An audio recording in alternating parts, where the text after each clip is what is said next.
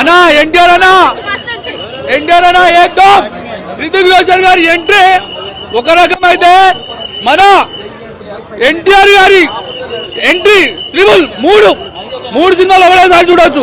మన రితిక్ రోషన్ గారిది ధూమ్ సినిమా ఆ సినిమా చూసినట్టు యాక్టింగ్ ఉంటుంది కానీ మన అన్న పోయి ఈ సినిమాకు కలెక్షన్ 2000 కోట్లు 3000 కోట్లు కాదు అమ్మ తోడు ఇక దాన్ని మించిపోతుంది భయ్యా. ఎన్టీఆర్ అన్న నెక్స్ట్ లెవెల్. ఇగో హిందీ సినిమా హీరోలు తెలుగు హీరో వాళ్ళకి ఎంచుకోవడానికి కారణం ఎవరంటే RRR మూవీ రామ్ చరణ్ అదేవిధంగా మన ఎన్టీఆర్ గారు. కానీ ఎన్టీఆర్ కానీ నెక్స్ట్ లెవెల్ చింపిపడినాడు అన్న బాలకృష్ణ నీ కొడుకు నీకు మించి ఫైట్ చేస్తుండు ఆ డాన్స్ చేస్తుండమ్మా. మూవీ స్టోరీ చెప్పలేము మనం ఎట్లుంటే స్పై యూనివర్స్ అని అది డిఫరెంట్ స్టోరీ స్పై మన వరల్డ్ లెవెల్ స్టోరీ ఇది. ఈ స్టోరీ సామాన్యులకు ఆయన మినిమం డిగ్రీ అంటారు కదా మినిమం డిగ్రీ వాళ్ళకి మాత్రం అర్థమవుతుంది ఈ స్టోరీ. ఇక మనం గుద్దుకోవడానికి చంపుకోవడానికి అయితే వెళ్ళిపోవచ్చు. మన వార్ 1 చూడాలి ఈ సినిమా చూడాలంటే వార్ 1 చూస్తే వార్ 2 అర్థమవుతుంది. సినిమా పాటలు మాత్రం తెలుగు ఆడేసి అంటే బాగుండదు అంతగా నచ్చలే. హిందీ డబ్బింగ్ చేసినట్టే ఉంటుంది. డాన్స్ మాత్రం next level super super super. జై హింద్ జై బిఎస్పీకే.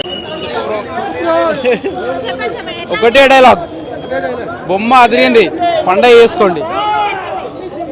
Music background everything is awesome. Hrithik Roshan dominate చేసిండు మనోడు ప్రతి సీన్ లో.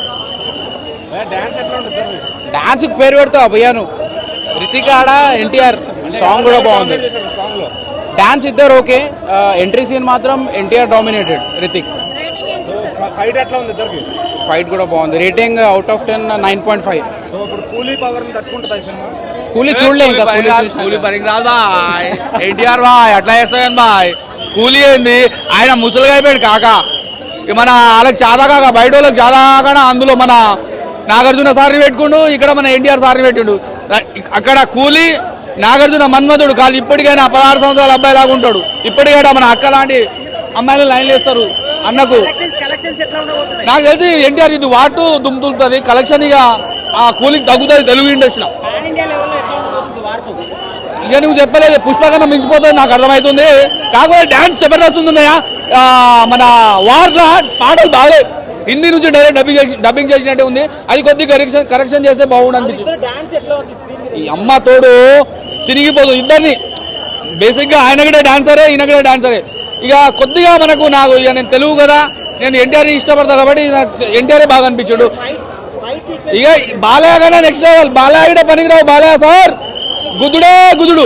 అదేవిధంగా చెప్పుకోవాలంటే డాన్స్ విషయంలో డాన్స్ అనగానే మన రితిక్ రోషన్ గారు ఉన్నారు కదా ధూమ్ 2 సినిమాలో ఆయన అట్లనే రొటీన్ అనిపించింది.